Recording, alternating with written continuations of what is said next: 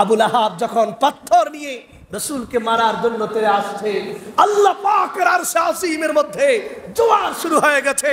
আল্লাহ পাক তার হাবিবের এই দুঃখ আর ব্যথা সহ্য করতে পারেননি। হযরত জিবরাইলকে বললেন, ইয়া জিবরাইল, হে জিবরাইল তুমি কোথায় আছো?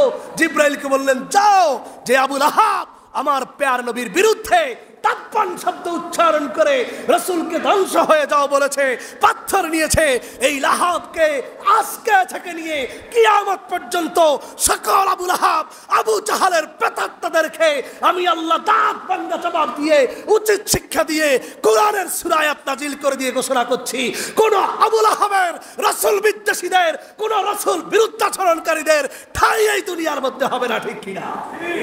نحمده ونستعينه ونستغفره ونؤمن به ونتوكل عليه ونعوذ بالله من شرور أنفسنا ومن سيئات أعمالنا من يهده الله فلا مضل له ومن يضلله فلا هادي له ونشهد أن لا إله إلا الله وحده لا شريك له ونشهد أن سيدنا وسندنا وحبيبنا ومولانا محمدا عبده ورسوله الذي أرسله الله تعالى بالحق بشيرا ونذيرا وداعيا إلى الله بإذنه وسراجا منيرا فقد قال الله تبارك وتعالى في كلامه المجيد وفرقانه الحميد أعوذ بالله من الشيطان الرجيم بسم الله الرحمن الرحيم إن الله وملائكته يصلون على النبي يا أيها الذين آمنوا صلوا عليه وسلموا تسليما صلى الله على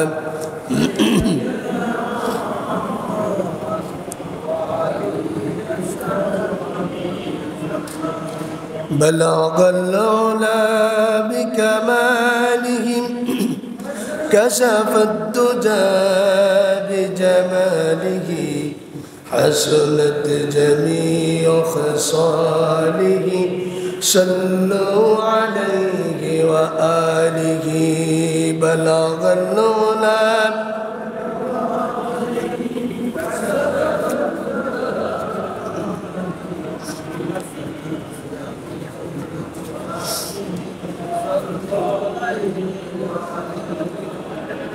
कि मोहम्मद से वफा तूने तू हम तेरे ये जगह चीज़ है क्या लौहो कलम तेरे बलगल औला बिकमालिही कशफ الدجى بجمالهم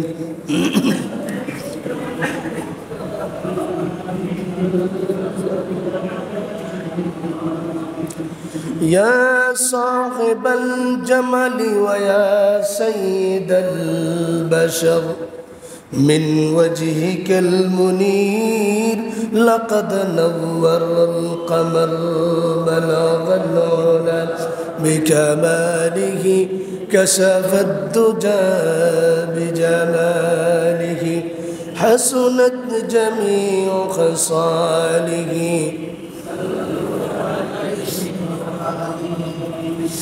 मुझे कुछ मिले या ना मिले अगर मोहम्मद मोहम्मद मिले, यानी वो शई जिससे अल्लाह मिले।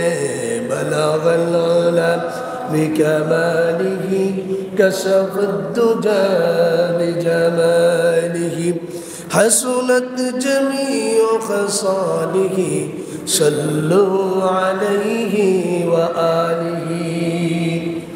मुअज़्ज़ज़ मुहतरम हज़रात मुसल्लियान किराम, दिगर मुरब्बियान अज़ाम, महान अल्लाह पाक परवरदिगार आलमेर दरबारे असंख्य अगणित शुक्रिया आदाय करছি যে আল্লাহ পাক সুবহানাহু ওয়া তাআলা আমাদের সকলকে অত্যন্ত দয়া করে, মায়া করে, মেহেরবানি করে গত জুমার ন্যায় আজ পবিত্র জুমার মসজিদে উপস্থিত হওয়ার তৌফিক এনায়েত করেছেন।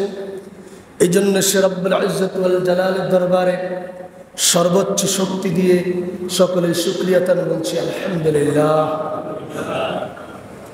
মহান রব্বুল আলামিনের অসংখ্য নেয়ামত, যে আল্লাহ রব্বুল আলামিন আমাদেরকে শ্রেষ্ঠ নবীর শ্রেষ্ঠ উম্মত হওয়ার মতো আল্লাহ পাক তৌফিক এনায়েত করেছেন। এই জন্য রব্বুল ইজ্জত ওয়াল জালালের দরবারে সবসময় আমরা শুকরিয়া আদায় করব।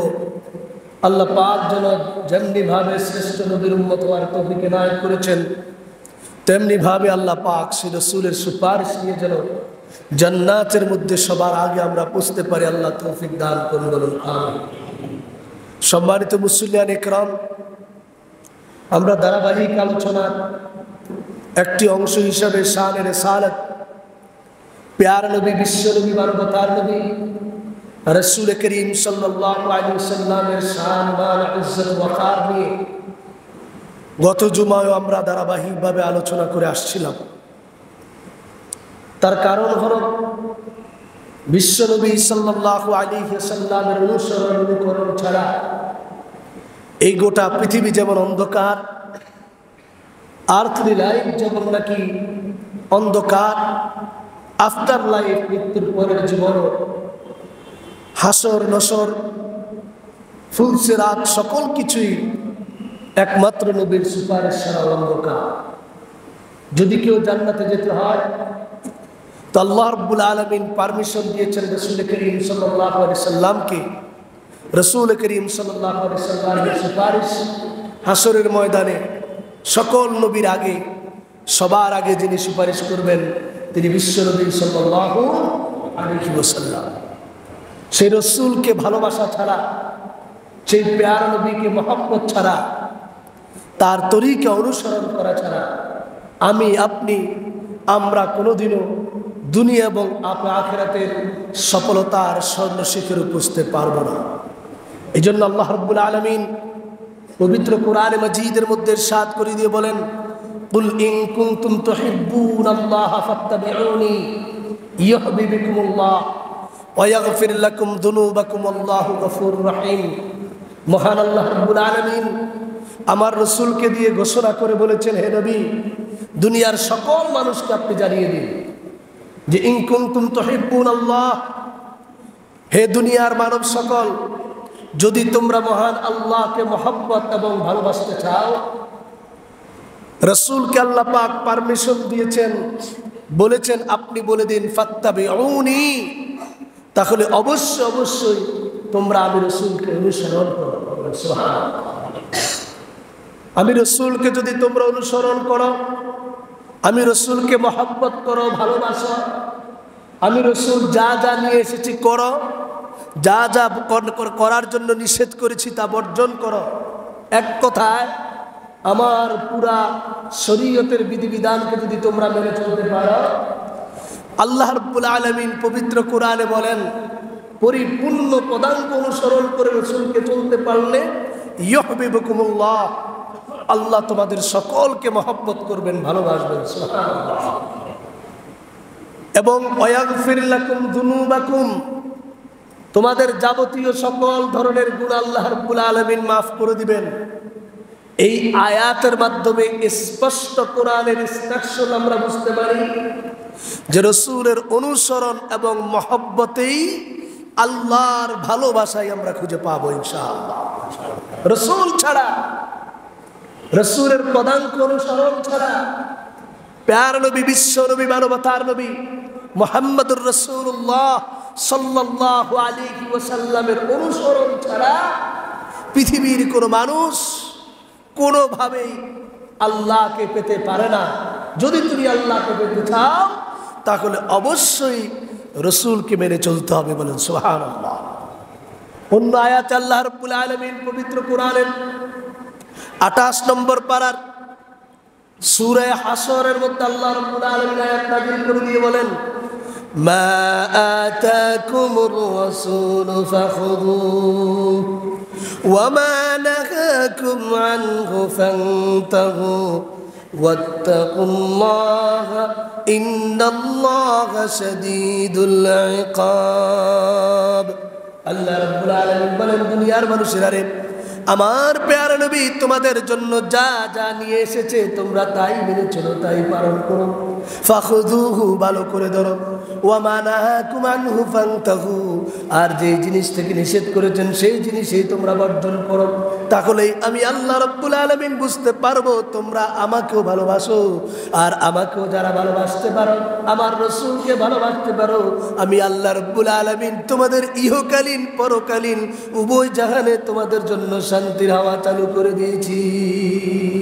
সুবহানাল্লাহ। রাসূল করিম সাল্লাল্লাহু আলাইহি ওয়াসাল্লামকে মহব্বত করতে হবে, ভালোবাসতে হবে। কারণ প্যারা নবী রাসূলের যুগে মহব্বত ভালোবাসার দৃষ্টান্ত এবং তার নমুনা হযরতে সাহাবায়ে কেরাম দেখিয়েছেন।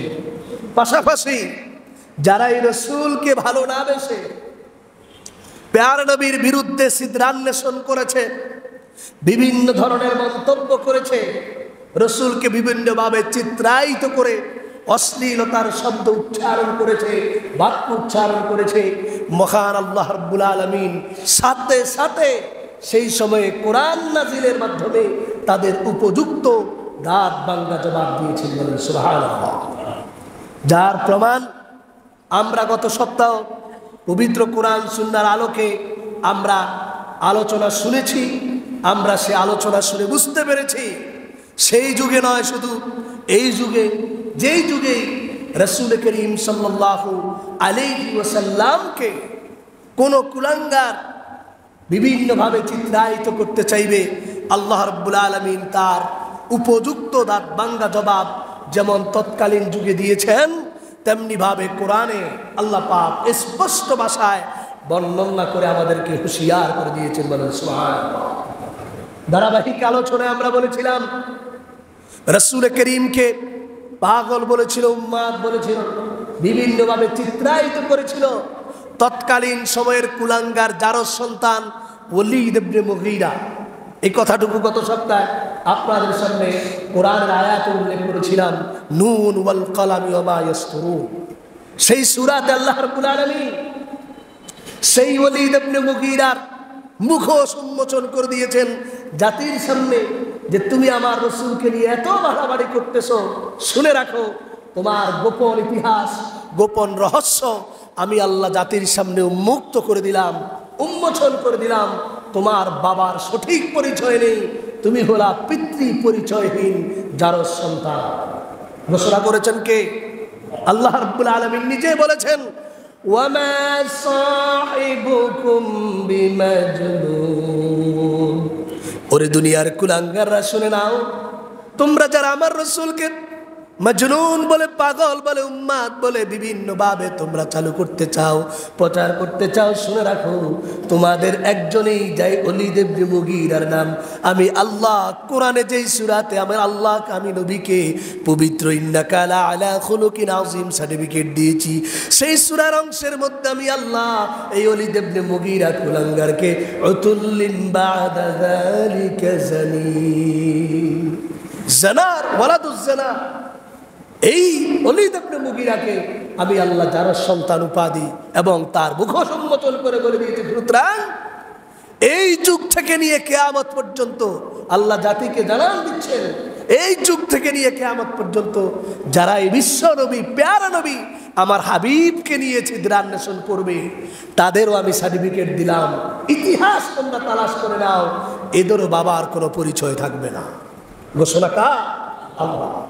তেমনি ভাবে আল্লাহ রাব্বুল আলামিন তাদের জবাব দিয়েছেন, আল্লাহ পাক আমার রাসূলকে তার বংশের মধ্যে কোনো ছেলে আল্লাহ রাব্বুল আলামিন জীবিত রাখেননি।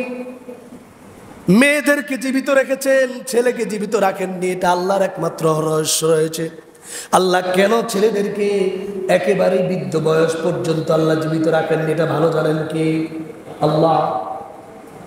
কারণ যদি নবীর সন্তানদেরকে যদি জীবিত আল্লাহ রাব্বুল আলামিন ডাকতেন, হয়তোবা এমন অবস্থা হতো মানুষ শিরকে লিপ্ত হতে যেত, অথবা নবীর সন্তান নবী হওয়ার মতো এমন কোনো ধরনের সুযোগ থাকতো।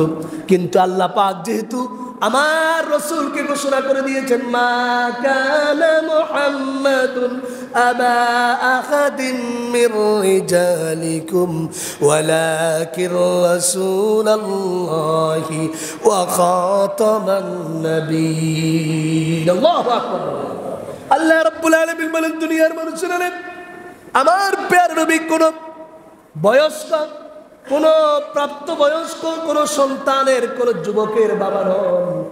আমি আল্লাহ রাব্বুল আলামিন রাসূলের ছোট্ট ছোট্ট শিশু সন্তান, বালক সন্তান ছিল, আমি আল্লাহ তাদেরকে শিশু অবস্থায় দুনিয়ার থেকে নিয়ে নিয়েছি।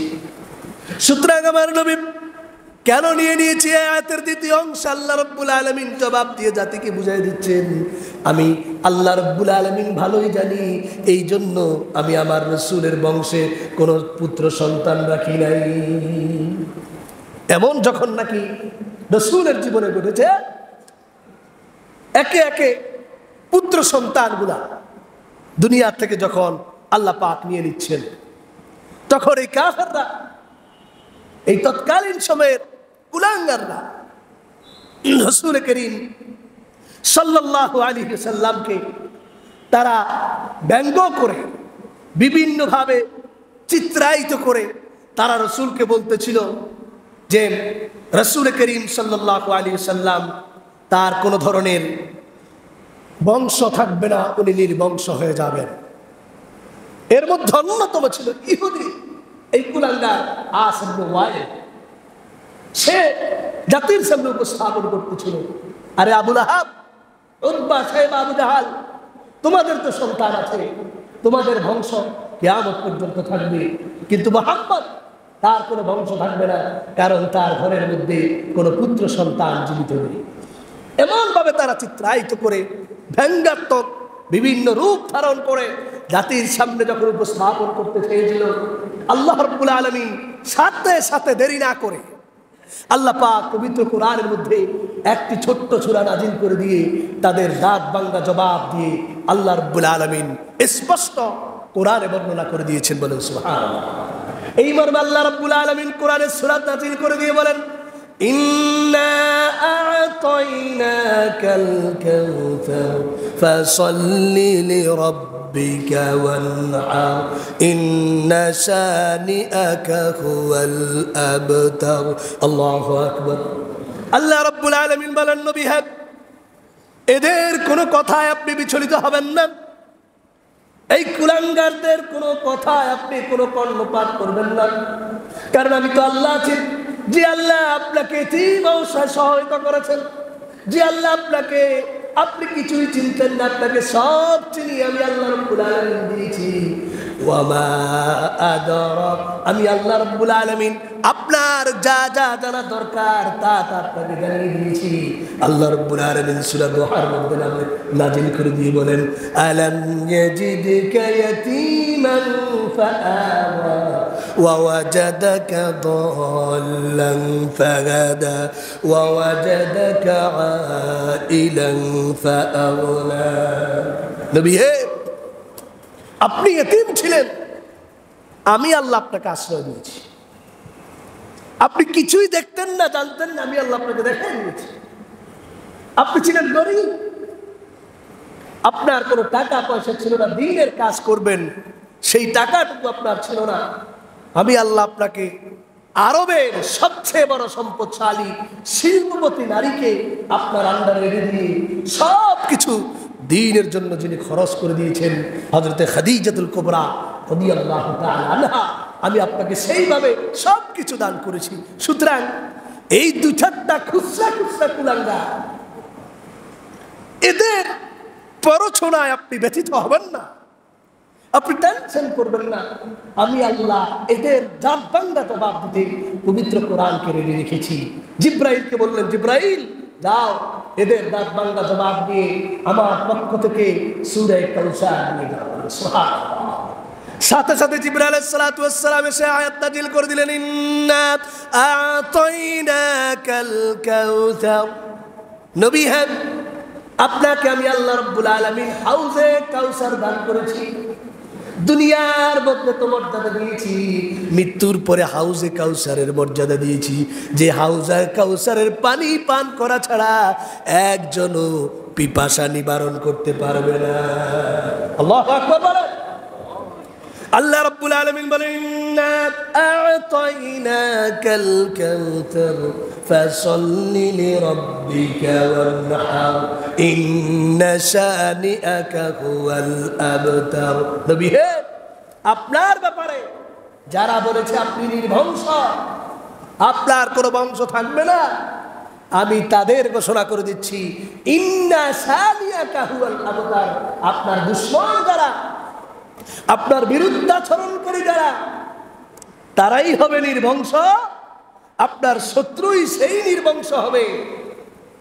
আস ইবনে ওয়াইল নির্বংশ হবে, আবু জাহাল নির্বংশ হবে, উতবা সাহেব ওয়ালিদ ইবনে মুগীরা নির্বংশ হবে, আবু লাহাব নির্বংশ হবে। আপনি নির্বংশ হবেন না, বরং আপনার কিয়ামত পর্যন্ত হাজার হাজার কোটি কোটি আপনার প্রেমিক আমি আল্লাহ দুনিয়ার মধ্যে সৃষ্টি করে দিব। বলেন সুবহানাল্লাহ। কি ভাই, আল্লাহর কথা ঠিক আছে না আবু জাহালের কথা ঠিক আছে? আস ইবনে ওয়াইল ওয়ালিদ ইবনে মুগীরার কথা ঠিক আছে না আল্লাহর কথা ঠিক আছে? আল্লাহর কথাই বাস্তব সত্য। আজও পর্যন্ত পৃথিবীর ইতিহাসে যদি পৃথিবীর মধ্যে কোনো প্রশংসিত একমাত্র মহান ব্যক্তি পৃথিবীর মধ্যে থাকেন, তিনি বিশ্ব নবী ছাড়া আর কেউ নয়। এটা জাতির কাছে, সকলের কাছে, সকল মানুষ একসঙ্গে যে কথা বলতে বাধ্য হয়, স্বীকার করতে বাধ্য হয়। যেমন আমি একজন অমুসলিমের দৃষ্টিকোণ থেকে আপনাদেরকে বলি, বিশ্ববিখ্যাত ঐতিহাসিক ডব্লিউ মন্টগোমারি ওয়াট, একজন ঐতিহাসিক, তিনি তার একটি গ্রন্থ লিখেছেন মুহাম্মদ এট মদিনা। এই গ্রন্থের শিরোনামীয় একটি গ্রন্থ মুহাম্মদ এট মদিনা। এই গ্রন্থের শিরোনামে তিনি উল্লেখ করে দিয়ে বলেন, of all the world great man was none, of all the world great men none has been so much maligned as Muhammad sallallahu alaihi wasallam. ঐতিহাসিক ডব্লিউ মন্টগোমারি ওয়াট বলেন যে পৃথিবীর ইতিহাসে মুহাম্মদ সাল্লাল্লাহু আলাইহি সাল্লাম অপেক্ষা অন্য কোন মহামানবকে অধিকতর নিন্দা এবং কলুষিত করা হয় না। একমাত্র এই পৃথিবীর মধ্যে যদি কোনো ব্যক্তিকে, মহান ব্যক্তিকে কলুষিত করা হয়, নিন্দা করা হয়, মুহাম্মদুর রাসূলুল্লাহ সাল্লাল্লাহু আলাইহি ওয়াসাল্লাম। তিনি বলেন, এই মুহাম্মদ এট মদিনা সেই গ্রন্থে মন্টগোমারি ওয়াট বলেন, যদি মুহাম্মদ সাল্লাল্লাহু আলাইহি সাল্লামের মতো এই পৃথিবীতে কোনো মনীষীকে এত নিন্দা করা হতো, এত তিরস্কার করা হতো, তার অস্তিত্ব পৃথিবীর মধ্যে খুঁজে পাওয়া যেত না। এজন্য রাসূল করিমের সেই হাদিস আমার মনে পড়ে গেল। প্যার নবী রাসূল করিম সাল্লাল্লাহু আলাইহি সাল্লাম বলেন, উযিতু ফিল্লাহি লাম ইউযা আহাদ। হে দুনিয়ার উম্মতেরা শুনে নাও, আল্লাহর কাজের ক্ষেত্রে, আল্লাহর দ্বীনি দাওয়াতের ক্ষেত্রে আমাকে যতটুকু নিন্দা করা হয়েছে, কষ্ট দেওয়া হয়েছে, কোন নবীকে এত কষ্ট দেওয়া হয় না। পৃথিবীতে নবীদেরকে কষ্ট দেওয়া হয়েছে, কোন নবীকে করাত দিয়ে শেষ করে দেওয়া হয়েছে, কিন্তু আমার নবীর মতো তিলে তিলে এত কষ্ট পৃথিবীর মধ্যে আর কাউকে দেওয়া হয় না।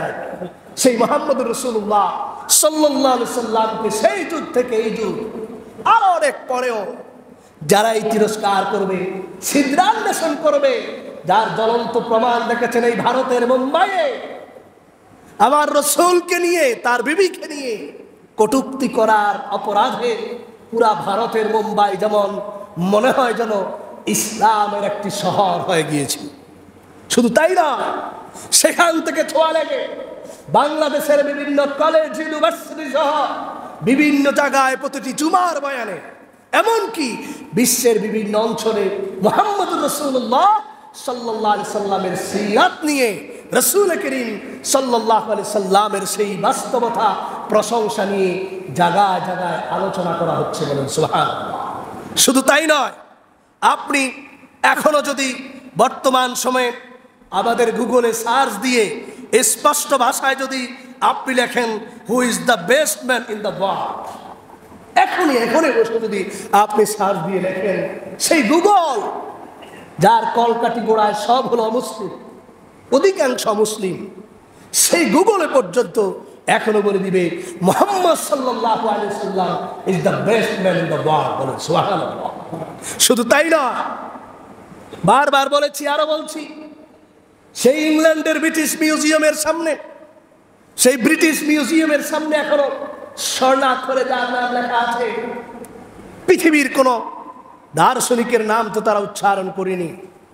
কত দার্শনিক পৃথিবীতে আসছে, গেছে, আসবে, অনেকের ইতিহাস তো অনেকের কাছে জানা আছে, তাদের বিভিন্ন উক্তি, তাদের বিভিন্ন দর্শন, তাদের বিভিন্ন ফিলোসফি আমরা পড়ি।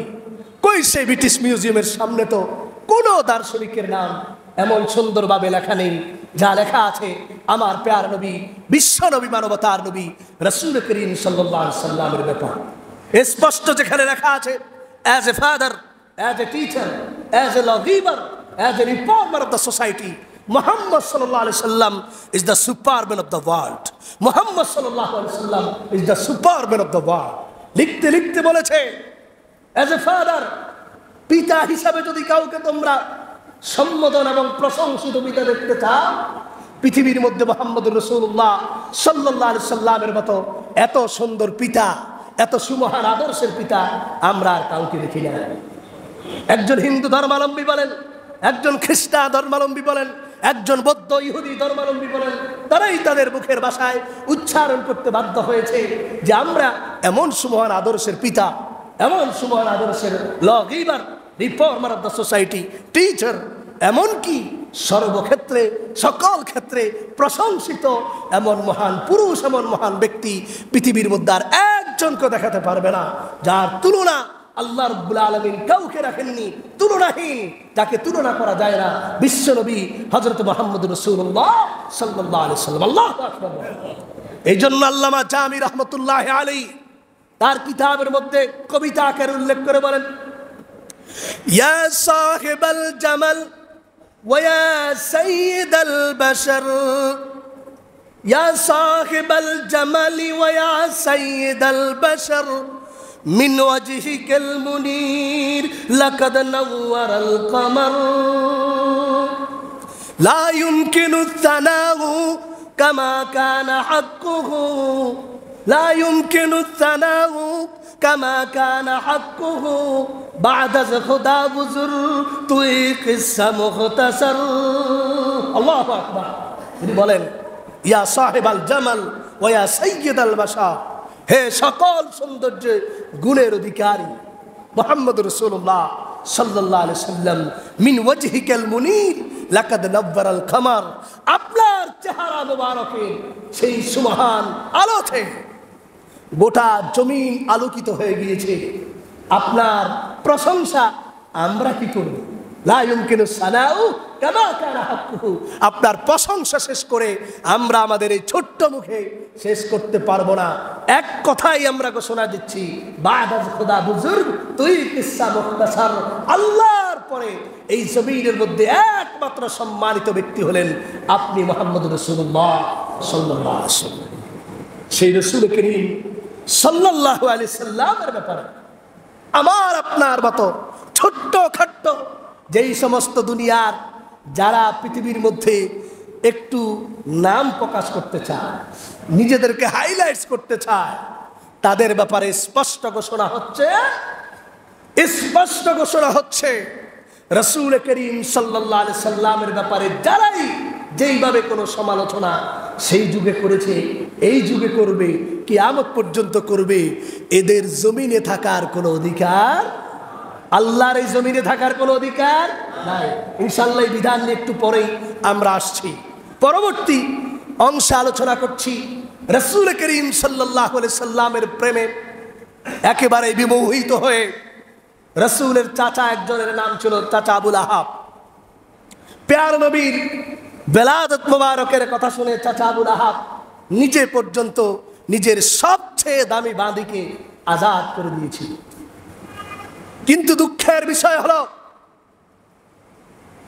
এই আবুল আহাব ক্ষমতা লোভী হয়ে জাতির রক্ত চুষে স্বৈরাচারী ভূমিকায় আবু জাহাল আবুল আহাব যখন উত্তীর্ণ হয়েছে, প্যার নবী রাসূল করিম সাল্লাল্লাহু আলাইহি ওয়াসাল্লাম জাতির সামনে আল্লাহর সেই মিশনকে বাস্তবায়ন করার উদ্দেশ্যে যখন আল্লাহ পাক রাসূলের কাছে আয়াত নাজিল করেছেন, ওয়া আনদির আশীরাতাকাল আকরাবিন, নবী হে আপনার কাছের মানুষ যারা আছে তাদেরকে আপনি আমি আল্লাহর ভয় দেখা, জাহান্নামের ভয় দেখা, তাদেরকে আপনি কিভাবে দুনিয়ার জীবনের মধ্যে অশান্তি দূর হবে, শান্তি শৃঙ্খলা ফিরে আসবে, মানুষের liberty of speech, liberty of society, একজন মানুষের freedom of expression, freedom of religion, freedom of conscience and thought, একজন মানুষ চলার জন্য তার কি কি প্রয়োজন, যেইভাবে তোমরা স্বৈরাচারী ভূমিকায় হে আবু জাহাল উতবা সাহেব আবুল আহাব তোমরা মানুষের জান মালকে বিভিন্নভাবে তোমরা অ্যাটাক করে রেখেছো, ধ্বংস করে রেখেছো, তোমাদের এই ধ্বংসলীলা থেকে অন্ধকার থেকে মানুষকে মুক্তি দেওয়ার জন্য আল্লাহ পাক আমার কাছে পবিত্র কোরআনের মিশন নাজিল করেছেন। এই বিধান যখন রাসূলের কাছে আয়াত নাজিল হলো, ওয়া আনদির আশীরাতাকাল আকরাবিন, রাসূল করিম সাল্লাল্লাহু আলাইহি সাল্লাম চিন্তা করলেন এরাই তো আমার চাচা, এই আবুল আহাবই তো আমার জন্মের কথা শুনে বাঁধি আজাদ করে দিয়েছে, এই আবু জাহাল উতবা সাহেব এরাই তো আমাকে আলামিন বলেছে, এরাই তো 40 বছর পর্যন্ত আবু জাহাল আবুল আহাবের কাছে কোনো আমানত রাখতো না, আমানতটা রাখতো আমার কাছে, কারণ যদি মেরে দিল তারা। উতবা সাহেবা একে অপরের বন্ধু ছিল, কিন্তু আমানত একজন আরেকজনের কাছে রাখতো না, ঘুরে গাড়ে আমার কাছে আমানত রাখতো। এরাই তো আমাকে বলেছে সাদিকুল মাসদুক আনতা আলামিন, আমাকে একমাত্র তারা বিশ্বাসী নবী হিসাবে স্বীকার করেছে, বিশ্বাসী মহামানব হিসাবে তারা স্বীকার করেছে। দেখি আল্লাহ পাক যে আয়াত নাযিল করেছেন, মিশন আমাকে পৌঁছাতে বলেছেন, আমি একটু তাদের কাছে মিশনটা পৌঁছাই। এই চিন্তা চেতনা মাথায় নিয়ে রাসূল করিম সাল্লাল্লাহু আলাইহি ওয়াসাল্লাম সাইদা আলা সাফা, সহিহ বুখারী riwayat, রাসূল করিম সাফা পাহাড়ের উপরে উঠলেন, উঠার পরে বাকালা ইয়া সাবাহা ফানাদা, রাসূল করিম সাল্লাল্লাহু আলাইহি সাল্লাম পাহাড়ের উপরে উঠে ইয়া সাবাহা বলে চিৎকার করে আওয়াজ দিলেন। ইয়া সাবাহা শব্দের অর্থ হলো তৎকালীন সময়ে কোনো মানুষকে যদি বিপদ থেকে ডাকতে হয় একটি আওয়াজ শোনা যায়, বিপদ থেকে বিপদ সংকেত আওয়াজ, এমন আওয়াজ দিলে পৃথিবীর সকল মানুষ, এলাকার সব মানুষের একত্রিত হয়ে যায়।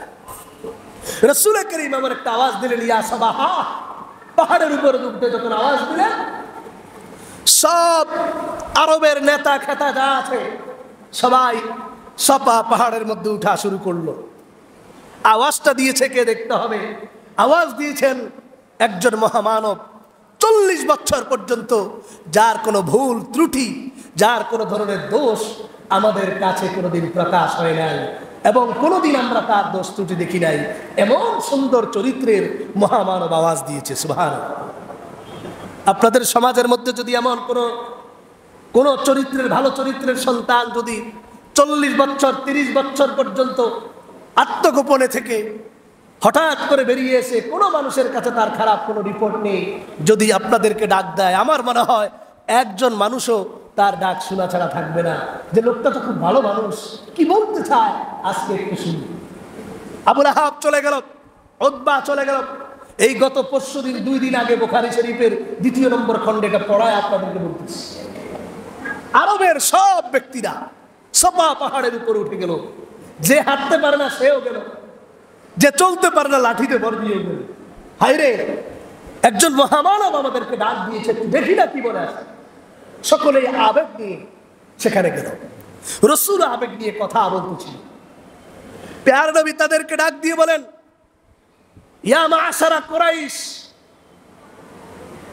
ইয়া আব্দে মানাত, ইয়া মা'শারা কুরাইশ, এইভাবে এক এক গোত্র ধরে রাসূল করিম সাল্লাল্লাহু আলাইহি সাল্লাম ডাক দিয়ে বললেন, আমি যদি আজকে আপনাদেরকে বলি আপনাদের ক্ষতি করার জন্য অন্য কোন শত্রু গোষ্ঠী আপনাদের পাহাড়ের নিচে অপেক্ষা করছে, আপনাদের ক্ষতি করবে, আপনারা কি আমাকে বিশ্বাস করবেন? আমুসাদ্দিকিয়া, সহিহ বুখারী হাদিসের অংশ, আমাকে কি আপনারা বিশ্বাস করবেন? আবু জাহাল বলল, উতবা বলল, সাহেবা বলল, অবশ্যই, কেন নয়। হে মুহাম্মদ, তুমি আমাদের ছেলের বয়সী হতে পারো, নাতির বয়সী হতে পারো, কোনোদিনও তোমার থেকে আমরা অন্যায় কিছু দেখি না, বরং দেখেছি জায়গায় জায়গায় তুমি অন্যায়কে দূর করেছো। দীর্ঘ সময় পর্যন্ত লেগে থাকা হারবুল ফিজার, রক্তক্ষয়ী সংঘর্ষে যুদ্ধকে তুমি বন্ধ করে দিয়েছ, আর কেউ পারে না। গোত্রে গোত্রে দলাদলি, হানাহানি, কাটাকাটি, মারামারি তুমি মুহাম্মদ, বালক মুহাম্মদ, যুবক মুহাম্মদ বন্ধ করে দিয়েছ, আর কেউ পারে না। তোমার কথা কেন আমরা শুনবো না? জাস্টিফাই করতে হবে না, যাচাই বাছাইয়ের প্রয়োজন হবে না, তুমি মুখে উচ্চারণ করার সাথে সাথে আমরা বিশ্বাস করলাম। হ্যাঁ, আমাদেরকে ঘায়েল করার জন্য, আক্রমণ করার জন্য শত্রুপক্ষ অপেক্ষা করছে। দেখেন কত কনফিডেন্স, কত পার্সেন্ট কনফিডেন্স হলে এই কথা তারাও বলতে পারে, রাসূলও বলতে পারে। রাসূল করিম সাল্লাল্লাহু আলাইহি ওয়াসাল্লাম তাদের এমন আত্মবিশ্বাসের কথা শুনে আল্লাহ রাব্বুল আলামিন, আল্লাহ পাকের দেওয়া সেই আয়াত তার মনে পড়ে গেল, আনদির আশিরাতাকাল আকরাবিন।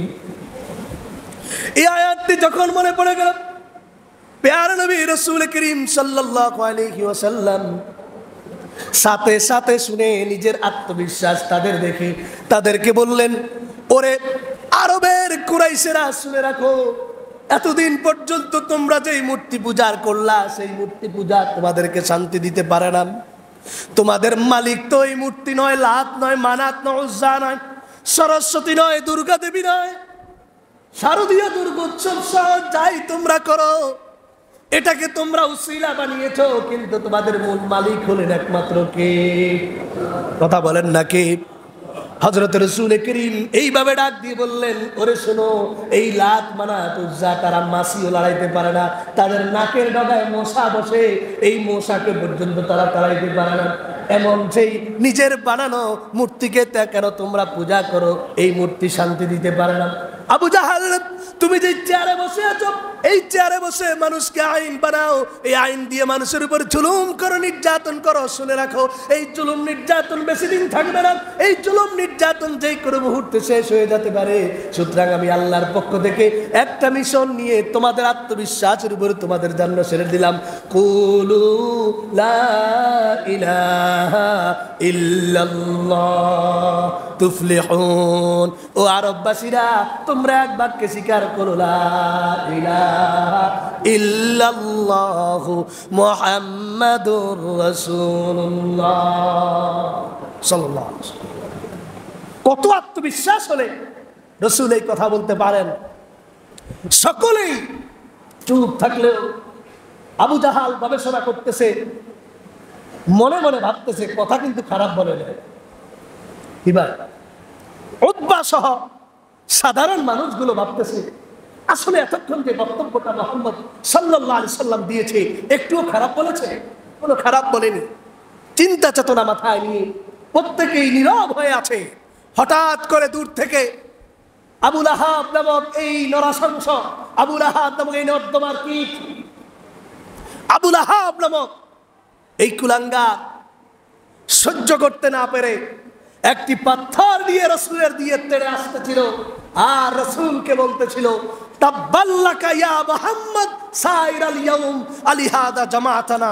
হে মুহাম্মদ, তুমি তোমার পুরা জীবন ধ্বংস হয়ে যাক, তুমি কি এজন্য আমাদের কাছে রেখেছো?